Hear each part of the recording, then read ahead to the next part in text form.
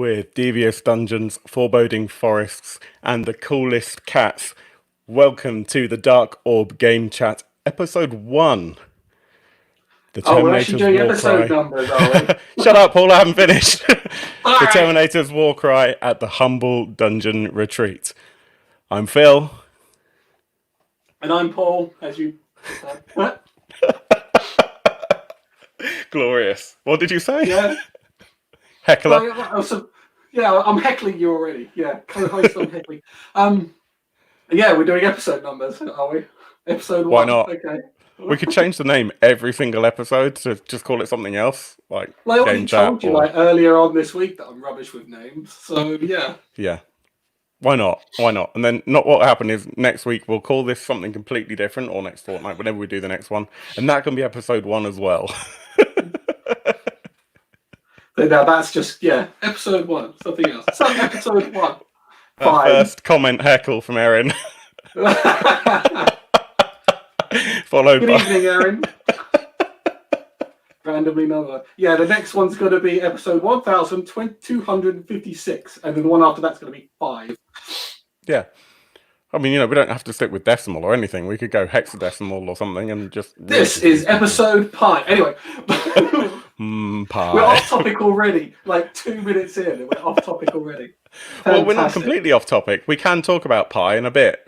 Do you have pie? There is a reason we can talk about pie, but we'll get to that. Okay. So yeah, welcome to the first episode. We're hoping Yes, hello everybody. We're hoping to get through some interesting news that's come up in the last couple of weeks with regards to role-playing, tabletop gaming, and that sort of stuff. So, where do we want to start? Where do we want to start? I know that we were talking about a few bits and pieces, so... Yeah. Okay, you lead, I follow. Okay, let's start with pie. Why not? Go on, then. Let's talk about pie. So, what I thought was really interesting is that Dungeons and Dragons, those people who are slightly well-known, Wizards of the Coast, have decided to publish a cookery book called Hero's Feast. Okay. Yeah, I just thought that was kind of interesting, talking about pie as we were. Let me see if I can give you a glimpse of this. It's certainly not something that I was expecting. Just need to find it. Where has it gone? Right at the top. So yeah, literally, it's a cookery book.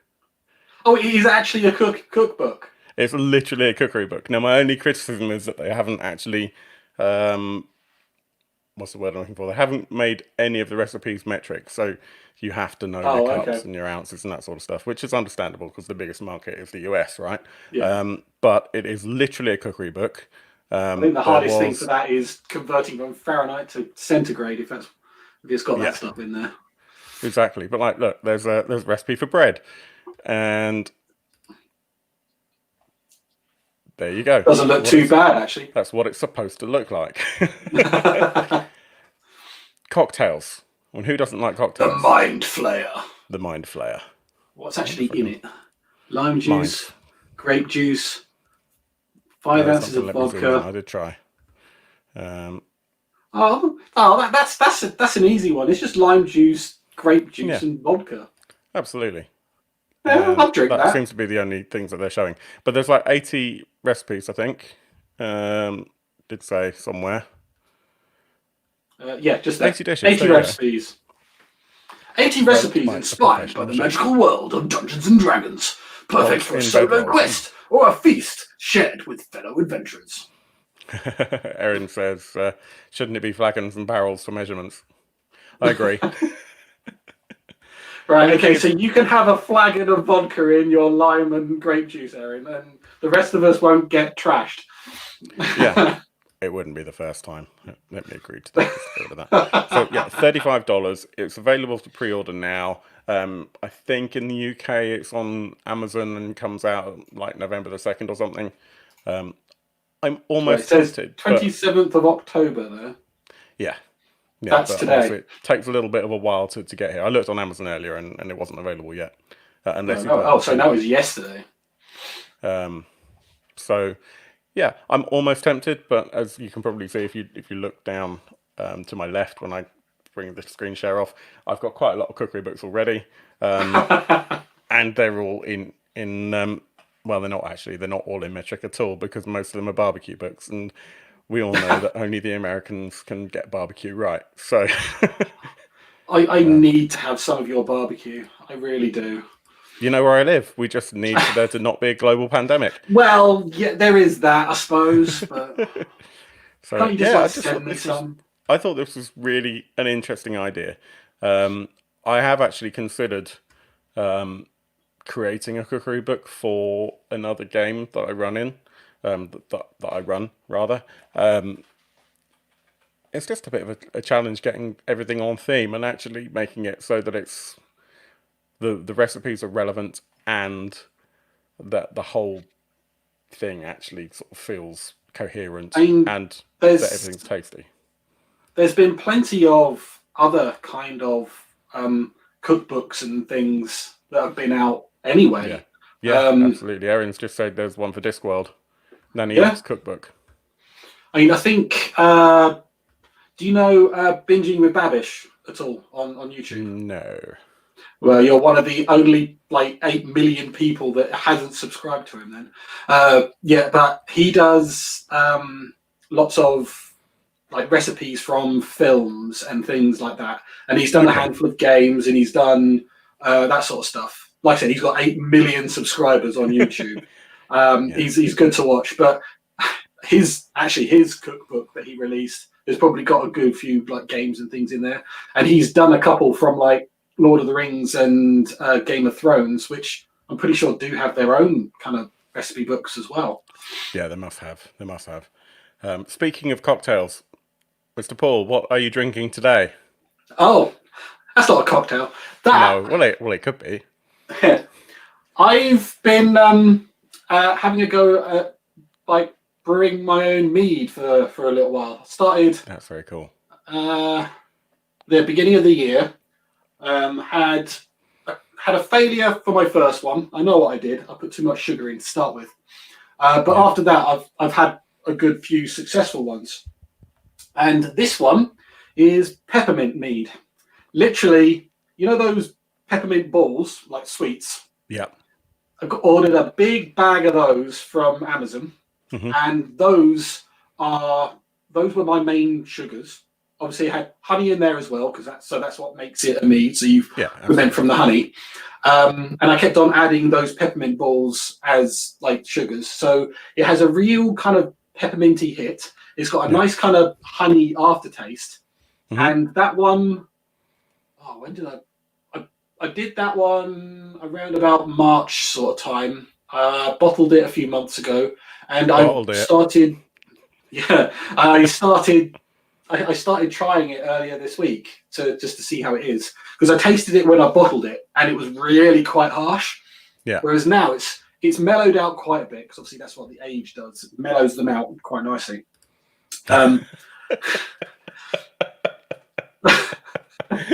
I do like me some Hailstorm, I really do. Yeah. But yeah, so it mellows it out quite nicely. So I've tried it. I was like, you get that immediate kind of peppermint hit, and you kind of might think, it's a bit too much, but the more you drink, it's like, no, it's quite nice. Other ones I've done that were successful was a Yuzu Mead, which is glorious. For those of you who don't know, Yuzu is a Japanese citrus fruit, kind of between an orange and a lemon. So very citrusy, very kind of. It's got it's got the kind of the flavour of a lemon without quite the sharpness. Cool. So that one went. That one was really nice. Yuzu is one of those things that we hear all about on things like the Bake Off shows and all that, and go, oh yeah, Yuzu again. But I don't think I've ever actually tasted it. So we're quite a citrusy really nice household, so we really probably should. I mean, the stuff that I got to use that is this kind of yuzu. Essentially, it's supposed to be like honey tea stuff that you put as a hot drink. The stuff that I actually got to do it in is Korean. because, well, I couldn't get the stuff that I really wanted to from Japan because Yeah. you're not allowed to ship honey into the country, Yeah. especially from Japan. Yeah. For some reason, but you can from Korea. Fine, whatever. Anyway, As you do. so that one was really nice, and I also done a maple syrup one. It's got a harsher flavour, but again, the age has mellowed it out quite nicely. And then I did a cider using innocent apple juice, and that was pretty harsh. It needed to be mellowed out because considering that I just got a champagne yeast, so it's all 18%. So yeah, I had like a pint of the cider that I did like one evening after I finished work, and it like completely knocked me out. It was harsh. That sounds really cool. So yeah, I'm on the rum and coke myself. Actually, it's rum and Pepsi Max, but there you go. same difference. Yeah, it's almost the same, and it is Pepsi Max cherry and spiced rum, so it's like proper mix. Anyway, shall we get back to games then? Yeah, let's do it. So, as the title suggested, one of the things that I wanted to talk about was Warcry. What is Warcry? What is Warcry? Warcry is Games Workshop's relatively new. I mean, it's been out for about a year or so now. Relatively new. It's a skirmish game. Okay. Yeah, make it big. Make it big, Phil. Make it nice and big. Yeah, go on. Boom. There you go. So it's skirmish, like set in their Age of Sigmar, so the new Warhammer Fantasy Age of Sigmar. Yeah. The very basic story is that you get there are loads of chaos warbands who are fighting for the right to be part of Lord Archaon's grand chaos army force. Okay. And you have your warband, and you can kind of go through a campaign to kind of get this favor, and each warband has a different target and a different aim. So that was the basic premise. What you're looking at here is the components of the first starter box game, which is that big box in the middle. So I've managed to paint up all the scenery from that one. On the board are my warband called the Corvus Cabal. So they're ravens. They're kind of ninja-y. They like climbing and jumping.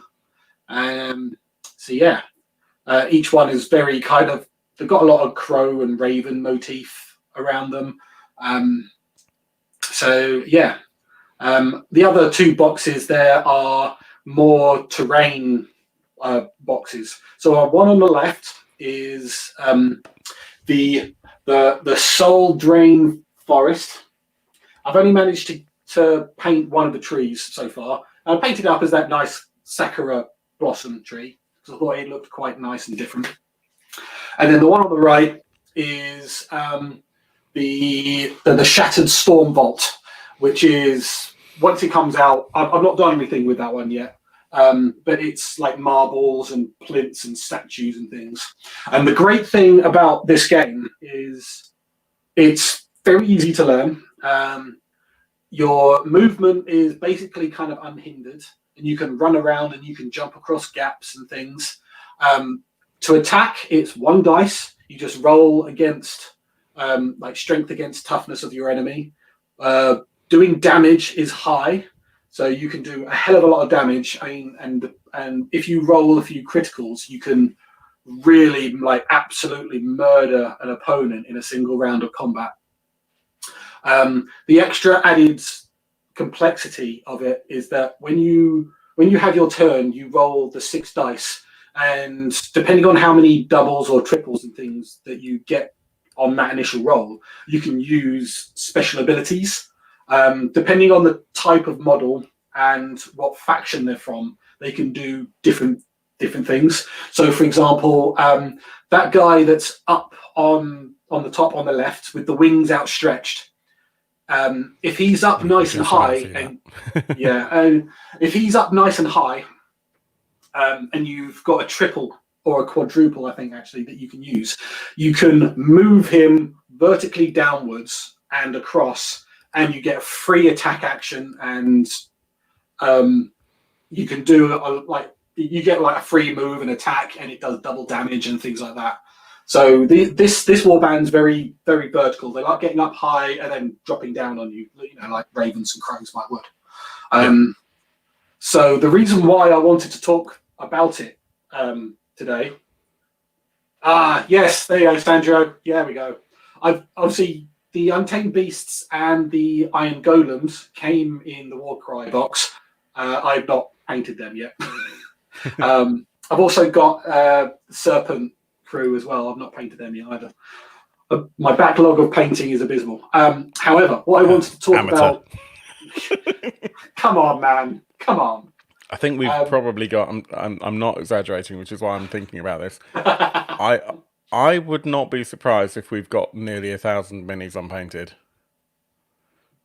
Yeah, I've got that on built. Come on, keep up. Yeah, but if you can't build them till can't paint them till they're built. So. Yeah, but I've got boxes of shame that haven't been built yet. Let alone. But they look good on the shelf, don't they? What, the boxes? Yeah. Yeah, very pretty boxes. Yeah. So what I wanted to talk about it today is because this Saturday. It was drum roll. This is the second big starter box that they're releasing. Okay. It was up for pre-order. This is the first starter box, I presume. This is the first starter box. It was a limited run, so it was out of production relatively quickly because it's really popular. So the second box went up for pre-order last week. Obviously, I pre-ordered mine, and this Saturday it'll be out. So I'll be getting that through the post. But it'll be, so what they've kind of done now is they're going underground. So it's like this, that's kind of what you get. You're more of like a dungeon delving underground scenery pieces. And the two new warbands in it, brand new. One of them is called the Scions of the Flame. Yeah. Now, if I actually find pictures of them, because they do look good. One of them is Scions of the Flame. And the other one is the Shadow guys. I'm blanking on what they're called. That which is Shadow sad. Dice. I know. Nope, not that one. Not the one.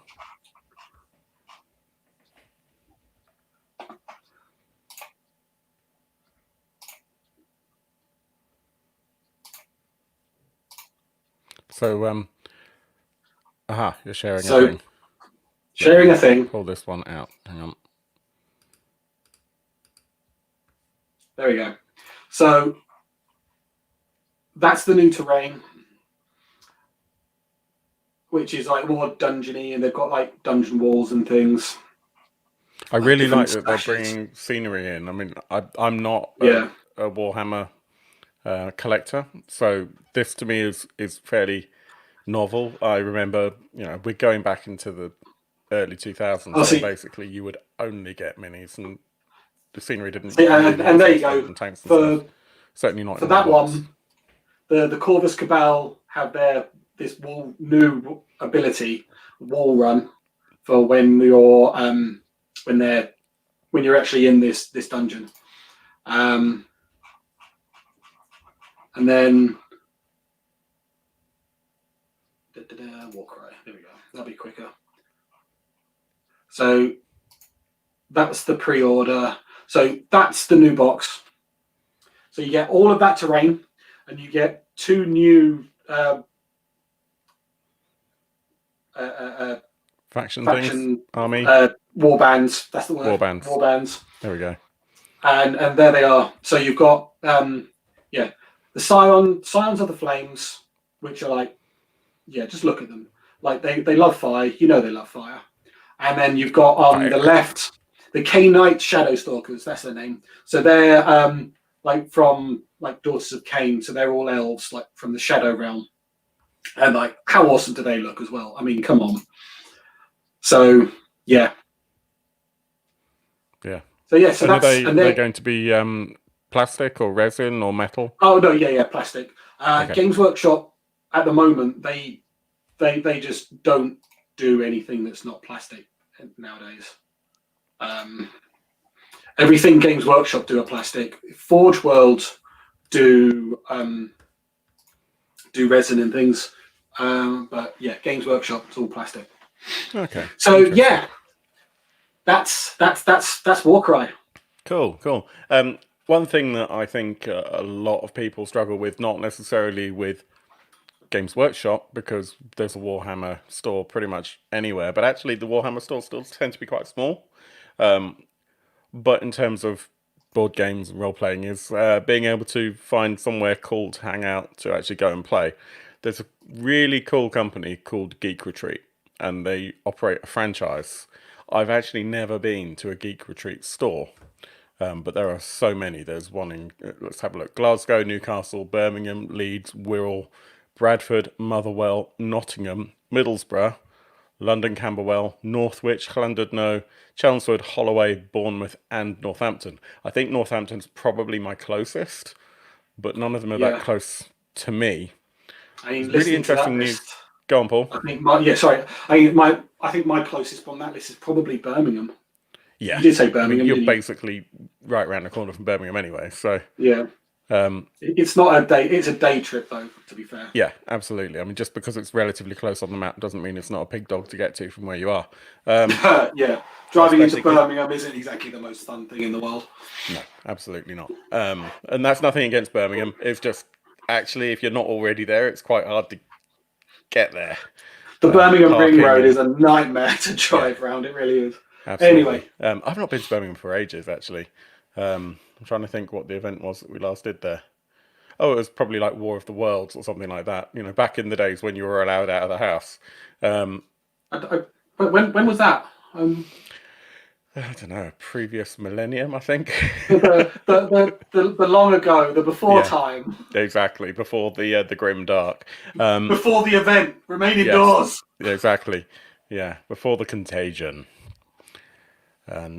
Anyway, Geek Retreat have announced just over a week ago that they're planning on expanding, and their hope is to have over 100 stores, I presume additional stores from the 20 or so they already have, within the next couple of years. Now, they're a franchise, so I guess there's not a huge risk on their part. They're just trying to push for expansion, and I just think that's really nice.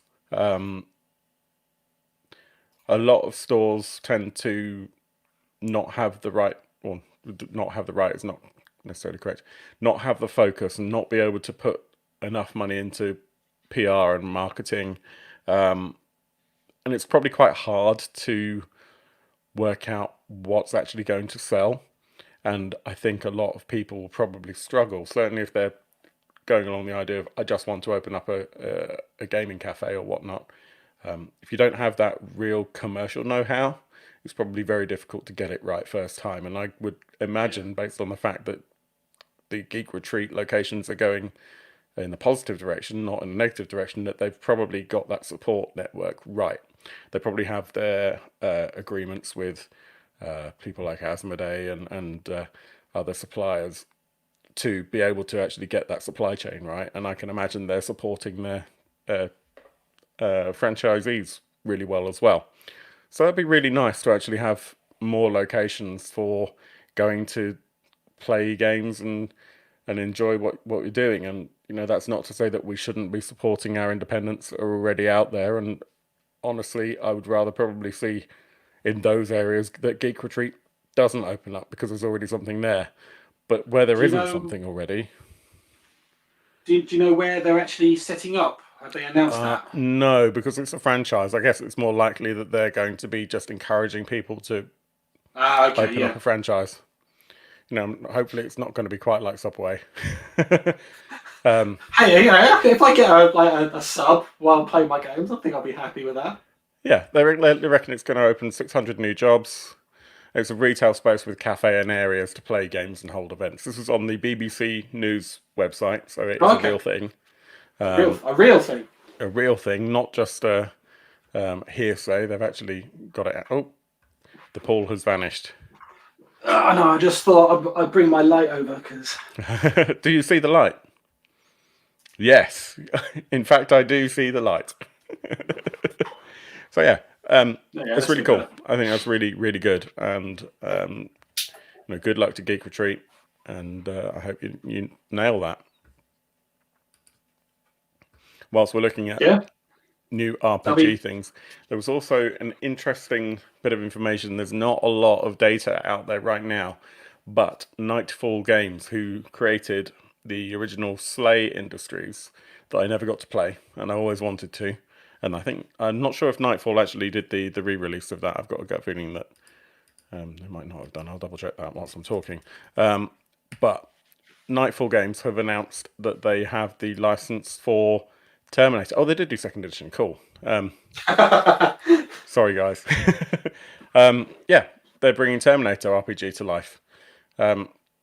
Literally, the page just says more news soon. So, what does that mean? No. Okay, idea. so in that case, what is your wish list for the Terminator RPG?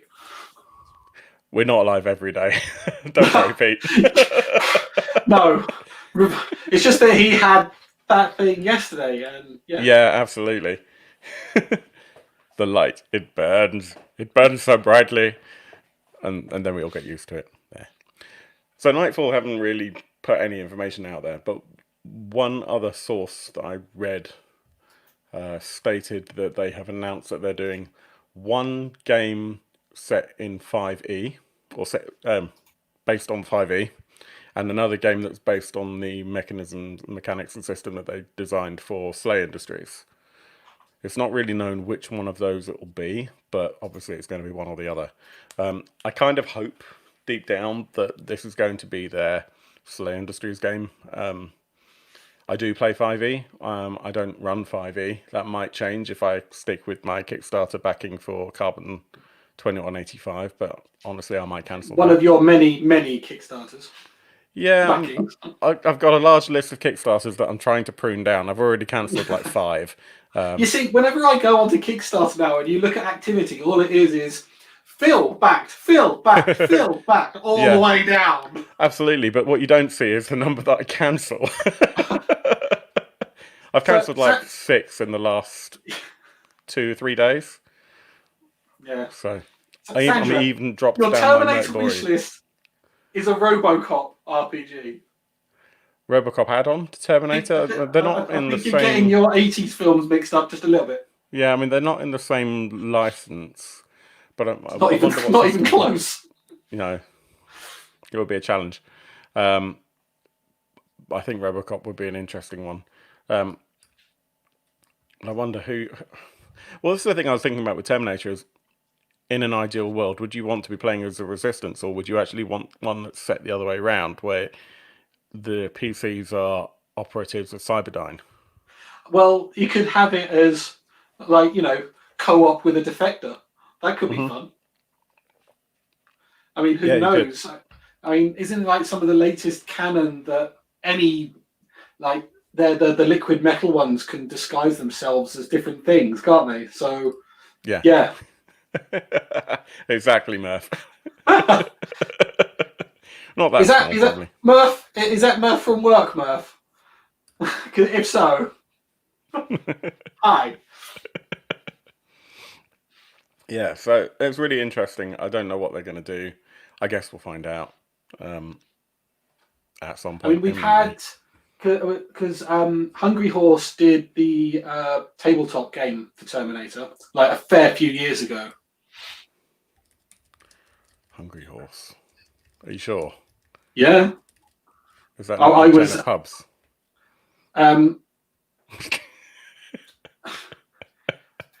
Hungry Hippos? No, it's I'm looking it up. Do you mean River Horse? That's the one, River Horse. Oh dear. I was half right. I'd like Terminator with chips and gravy, please. Yeah. It's going to be Yeah, so disappointing, and the peas are going to be soggy, but you know. They did they did the tabletop game. Yeah. They released quite a bit for it, I think. Yeah. Who was it? Yeah, I've just seen Murph's response. Maybe. Yeah. It's Murph at work. Hi. Yeah, so River Horse, yeah, they did the Terminator tabletop game. It's one I saw, but it isn't one I've actually played. So I don't know how. Yeah, there've been how a few that different went. Terminator games, and I think Yeah. the issue with the River Horse game was that it was very expensive. I mean, the minis I think were supposed to be pretty good. River Horse do Yeah, the minis make look really very nice, pretty actually. minis. Because that's like the guy that runs River Horse. I'm blanking on his name now, but he's ex Games Workshop from quite a few years back. Right. So, but yeah, no, the models look really nice. But I don't think I know anyone that actually got it or played it. No. But I've seen it quite a few times when they were at the games expos and things. So Yeah, exactly. It always stands out as a really awesome looking game, whether or not it is. I think River Horse, unfortunately, have a bit of reputation of making amazing looking games that aren't really that great to play. There are a couple of exceptions to that. the sad fact is that we got their Dark Crystal board game. Yeah, Now that was one that looks amazing. it looks amazing. It's really nice. Everything is very well produced, except for the rulebook. It was quite quick that when we were playing it after we got it, because obviously we played the demo and they just fine. But when you get it and you play it yourself and you go, how do we do this? And it was this. I can't remember exactly what it is, but it was a rather basic thing, and we scoured through the rulebook and it's not in there. So we internet search later. Oh yeah, they missed that from the rulebook.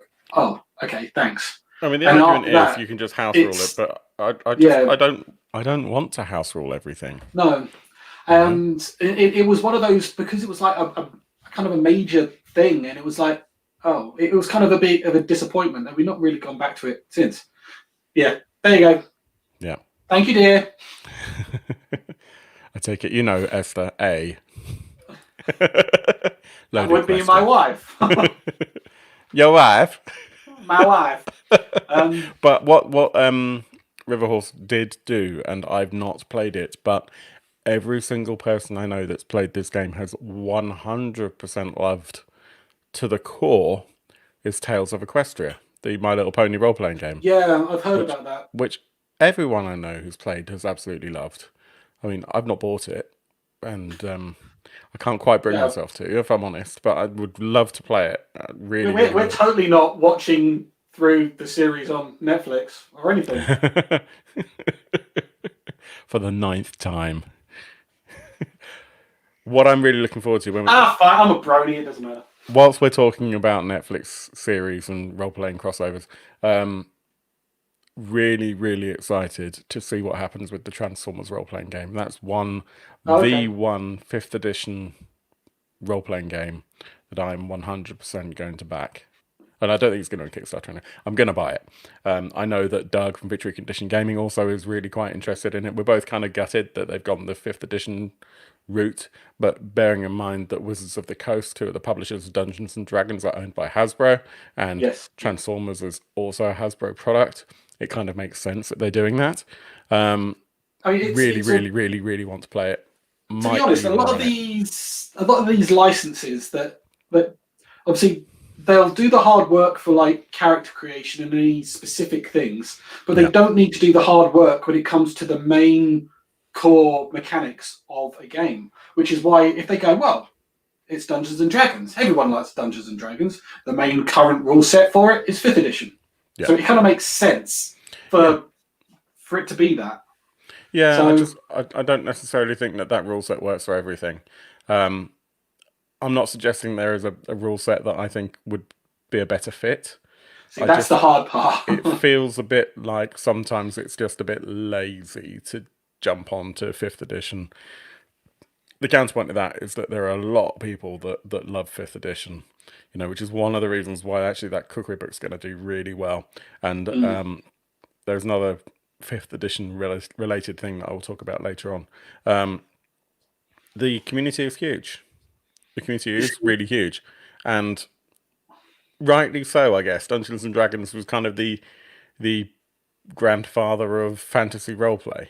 Well, yeah. And the interesting thing though is that my first experience with Dungeons and Dragons was only relatively recently. Like Same. we're only talking like a fair few years ago with my neighbours, and we my played... neighbours, a dwarf and a halfling and a tiefling cleric.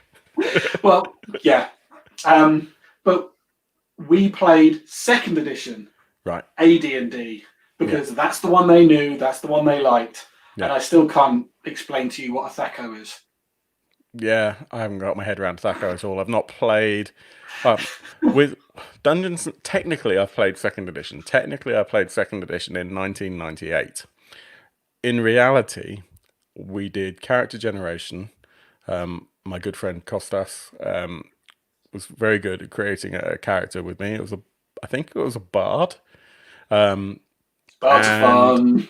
Yeah, but it was, a long time ago. It looked like it was going to be really, really fun. And then I think what happened was that Kostas had to go back home, back to Greece for a few weeks, and we just never got back to it. The game just didn't really happen. Well, that happened with us playing Battlestar Galactica, if you remember. We did like 3 or 4 sessions, and then one of us dropped out. I can't remember who, and then it was it was the person whose house it was. Yeah, that'd be it. Because when he, and I'm not going to name and shame, because I appreciate that he just didn't get into the game, but he and his then partner would host, and we'd all go over, and it got to the stage where he was just bored, I think, which is fine. Yeah. We were playing quite a heavy role-play game. It wasn't his thing. No, not really, which is absolutely fine, but it started falling apart when we had to start making his moves for him because he was away from the group. He was like, okay, well, I guess, I don't know, what do you want to do? I don't care. But the Chinese was fun. As in the food that we would always get. We had Chinese, and that made it worth it. I would end up spend the night because I didn't drive back then. I didn't have a car. No. But I mean that was great. So Paul and I spent quite a lot of time in the same city, but didn't meet there. I think we covered this last time. We met in another city that we independently moved to, alongside other people who'd independently moved there. Well, I just moved back home with my parents after uni. Yeah. that was me moving. That doesn't really count. Well, I think it does. So it's still a huge coincidence. And we met playing the Battlestar Galactica role-playing game in probably about, 2007, something like that? Don't make me think of such low numbers, please. 1994? Okay, that's a bit too far. But yeah, that was really cool. We've completely gone off topic, and I've lost where we are because the rum is working. You were talking about Terminator RPG and RoboCop and Babylon 5, and yes, the Transformers RPG, which was announced a few weeks ago. Really looking forward to that. I know that other Hasbro licenses are included as well. I can't think of them off the top of my head. I think there's another My Little Pony one coming. I think there's a G.I. Joe as well. So they're really going all out. That one I would play. I just wonder if they're just running basically... Cobra! I wonder if they're basically doing exactly the same book and they're just doing a find and replace. Probably. It's going to be entertaining though. Find and fight sound scream. It's find and fight Destro. Yeah. Find Megatron, replace with whoever the Cobra Commander is. I don't know. Cobra Commander. In My Little Pony? Yes. I said My Little Pony bad guy, and you said Cobra Commander. He could be in My Little Pony. Why not? Crossover. But the fact that you've got Discord, who is basically Q, voiced by Q, I think I just love that more than words. Before anything else. More than words. More than words, you love that. But do you love it more than sliced bread? Sliced bread is not as good as that. Nowhere near. There's so many things better than sliced bread. Depends on the bread, I think. Except for the Subway bread, because... This Eevee in a Flareon hoodie is better than sliced bread. So you're now referring to something I have absolutely no knowledge about. You don't know Pokemon? Oh dear. I don't, not at all. Because I'm an old man.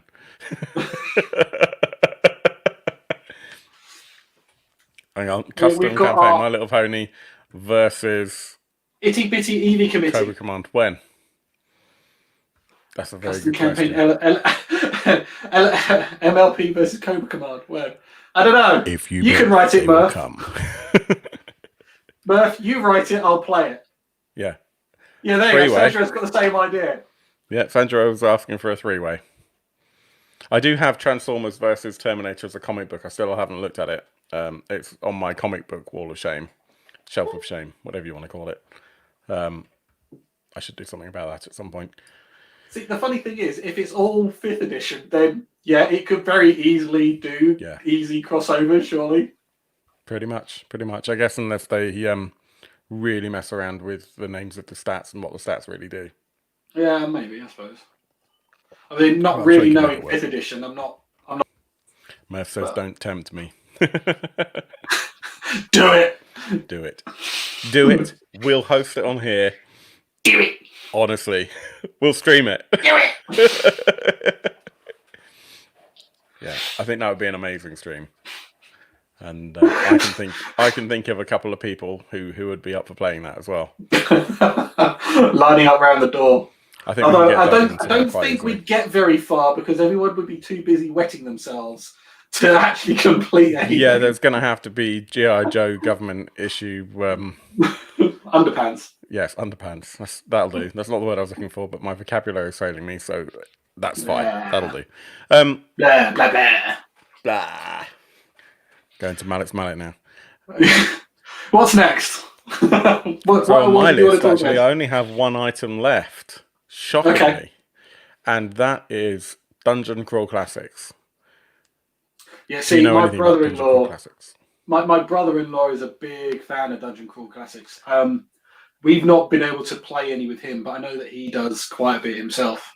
Dungeon Crawl Classics is amazing. So anyone who doesn't know what DCC is, it's effectively... apologies to anyone from the DCC crowd who might be watching this. I'm going to completely screw up the explanation. But basically, my understanding is, having played a bunch and still never run it, Joe Goodman basically loved D&D, but wanted something a little bit purer and more kind of driven from the original texts than what D&D has now become.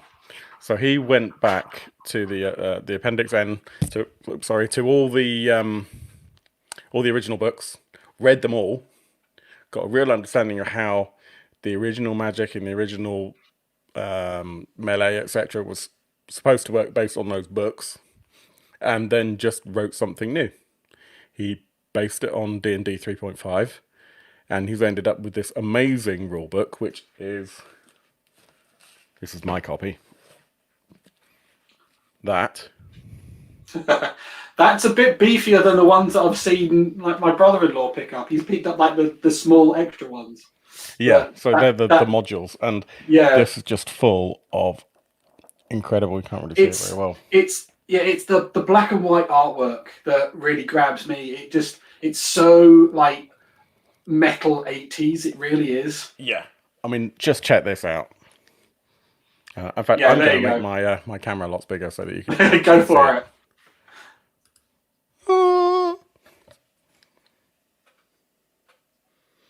So that's from the inside cover, and it is just like a heavy metal D&D. You've seen kind of game. Heavy Metal, haven't you? Oh yeah, absolutely. Yeah, it's totally that. And I'm actually thinking I'm going to get a version of the Dark Orb logo done up in that sort of futuristic style for when we do sci-fi games. That'd be cool. But yeah, rather than the tree, like it's a laser. Oh, what's the word? Yeah, those orb things that you touch. That plasma ball. Yeah, that's those things. That's a good idea. That's not what I was thinking. I like that. You can have that one for free. Erin's going to kill me because I'm playing with her things. But these are the modules. Go get him, Erin! And there are hundreds of them. Yeah, there's loads. I mean, the last Games Expo we went to, I'm pretty sure my brother-in-law ended up like getting like 3 or 4 more. Yeah, and that's like the done thing. Anywhere between like tiny few pages to like thicker and Yeah. So each one of those books is basically an adventure, and depending on your party and how much time you've got and various other factors, it can take anywhere from 1 or 2 sessions to 3 or 4 months. And if you do only 1 or 2 sessions every 3 or 4 months, it's exactly the same thing. But there you go. Yeah, that's the problem. Yeah, exactly. But it's really cool. There's a lot of originally like real sword and sorcery. It's very reminiscent of the Livingston books, of the fighting fantasy sort of genres of Conan and all that sort of stuff. Humble Bundle have just put up in the last couple of days a really incredible offer for Dungeon Crawl Classics. And bearing in mind that the rulebook alone is normally £25, £25 on Drive-Thru RPG. So that's already gives you an idea of the price if you want to get them as PDFs. So the fact that Humble Bundle have gone and done this with Goodman Games absolutely blows my mind. I will just turn off the background. Hang on, bear with me. So check this out. So 76 pence gets you a whole bunch of stuff already. Gets you 1, 2, 3, 5, 10, 12, 11 things plus 20% off Goodman Games store. Now, I will tell you that when it comes to shipping to the UK, the Goodman Games store sucks. Don't know what it is about their shipping costs, but they've really, really crapped the bed there. If you want to buy a set of DCC dice from Goodman Games store, it's like $25 to $30 for the dice, which sounds a lot, but there's 14 dice in the set, and they're all different shapes, so they're really, really cool. You'll still get charged $30 in shipping, so they've kind of broken pricing there. Isn't there something about shipping dice into the country though that has this extra kind of tax lumped on it? Maybe, I don't know, but they do include tax in their shipping prices, which is fair. I mean, $30, 25 quid. You're going to be paying £5 in tax anyway, but that doesn't really justify the additional 25 quid. And you'll probably pay like £10, I guess, for the import tax and the processing fee. So I think they include that, but nonetheless, the prices are still a little bit crappy. With that in mind, kind of hard to get Goodman Games stuff in the UK. Otherwise, there are 2 or 3 places that tend to have a fairly regular stock change. You don't really know what they're going to have. Scrolling on, if you actually pay, excuse me a second, if you actually pay £6, you get all of that, and you also get an additional 5, 10, additional 14 things, including a 0-level funnel character token pack for virtual tabletops, the Riders of the Phlogiston, which was what they used, I believe, was that the thing they used for GaryCon last year? We've got a copy of it. Don't ask me. Yeah, and the rulebook. £6 gets you the rulebook that's normally 25 quid at Drive-Thru. So that's really, really awesome. And as I said, each one of these modules is PDFs though, rather than physical. These are all PDFs, yeah. Which, when you consider how many books you've got here, is probably a good thing. 25 quid for the PDF at Drive-Thru. You can buy it physically for about the same price. It's a lot of pages, so if you don't have a lot of space already, you're probably better going for the PDFs anyway. But you're looking already here at realistically a couple of years worth of content, probably. I've just seen Murph's comment. You have to roll a charisma check for tax. That was funny. Actually, saying that, looking at some of the old ones, yes, yeah, Esther, you're right. Because going back to My Little Pony, one of my brother's friends from university, actually wrote one of the story campaigns for My Little Pony. So that's cool. There. Yeah, that's really cool. Then he was like really excited about it, obviously, because it's like a lot of people wouldn't get it being like published, kind of. Yeah, absolutely. No, that's very cool indeed. So yeah. And as I said, everyone I know that's played it has absolutely loved it, and it doesn't matter what age, gender, anything. It really doesn't matter. It's just a really cool RPG that everyone loves.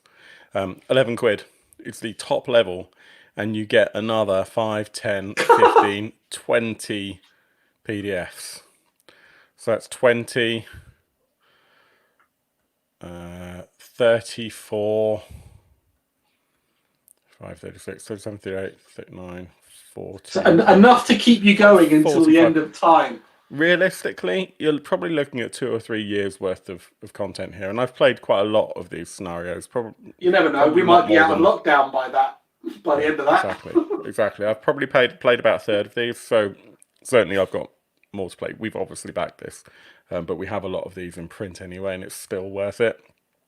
Nice. If you like your classic sword and sorcery, if you like the idea that combat actually is a bit swingy, that you're not guaranteed to win just because you've gone into a fight with someone, because that's something with D&D now. I think in 5th edition actually, whilst yes, if you're in a larger campaign, you do have the opportunity that you might come up against someone who you can't kill.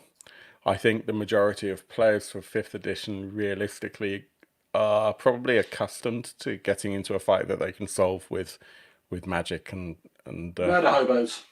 Exactly, and there's nothing wrong with that. You can play them however you like. With DCC, it's really hard to do that, and DCC has got some really interesting additional layers in that there's quite a lot of problem solving. It's really more like the kind of the Lara Croft version of entering a tomb, or the Indiana Jones, or you mean shooting a T-Rex to death with pistols.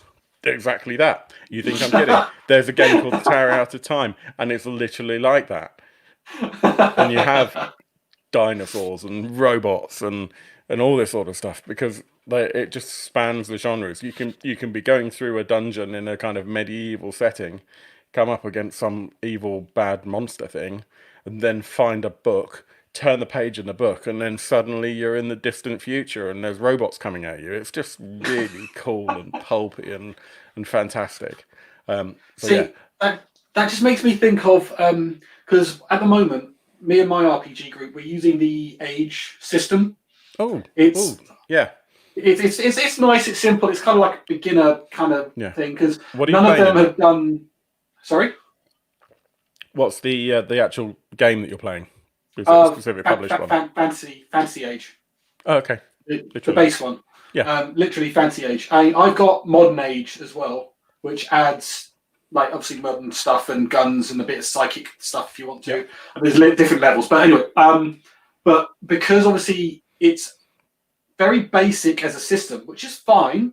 It's a kind of a beginner level one. Again, because most of them, they hadn't RPG'd before. So dropping us deep in something with lots of layers, no, it's not going to happen. But obviously we're starting to find that there's problems with the system.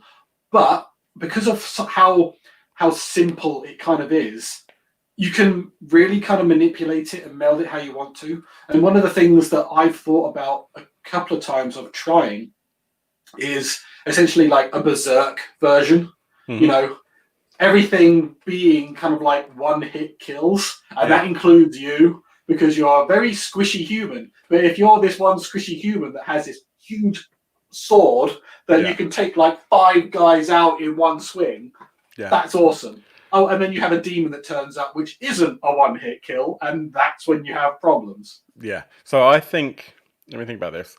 Last year at Free RPG Day, we went to the game shop in Aldershot, and we played the Dragon Age role-playing game, which I think is an age game.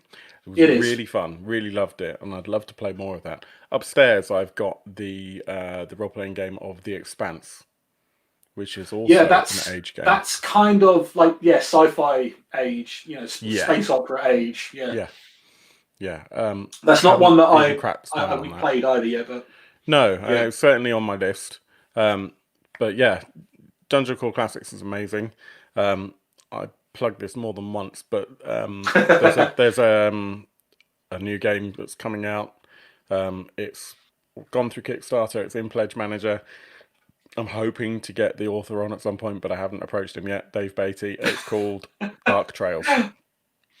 Dark Trails is basically Weird West DCC, and it's awesome. I played it a couple of times. Yeah, it's just one of those systems where you can get into a lot of trouble very, very quickly, and the only way out tends to be to sacrifice your own life force. You can Nice. do something called, if you're a wizard, for example, you can do something called spell burn, which is basically where you can improve because it's all based on tables. So you roll to hit, and with a mage, with a wizard, the higher you roll, the better the spell comes out. So if you are a level 1 wizard, for example, then your roll is by default going to be quite low because you haven't got that many points in intelligence to begin with. As you get bigger and better and progress through the levels, then your baseline is a lot higher because your modifier is higher. So you can end up in a place where you roll 20 or a 30 or whatnot.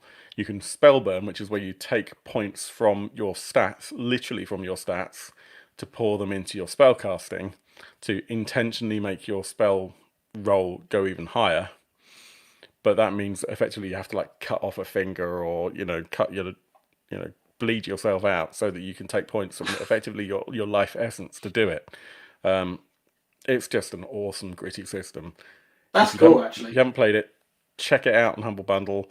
There's still quite a few days left on it. 18 days. So since we've kind of segued slightly into Kickstarter, shall we make it the last thing to talk about? We didn't talk about it on Friday. That was it. Yeah, we didn't talk about it on Friday because I stumbled across it over the weekend, and it is this. When you share it, Fox Matters. Doesn't that look adorable? So I've backed this now. I haven't got the words for this game. So obviously you watch the video. It is the basic premise is that you are the Fox Knights. You're looking after this city, this country, and you're solving problems and stopping the nightmares. So the nightmares are bad, obviously, and you play as them. It's a card game. Each card, each one of these orange cards, you get 1 or 2 in a game. So, and obviously they're giving you loads. So the replayability is huge because different problems to solve each time you play. But it just looks adorable. I mean, I love it.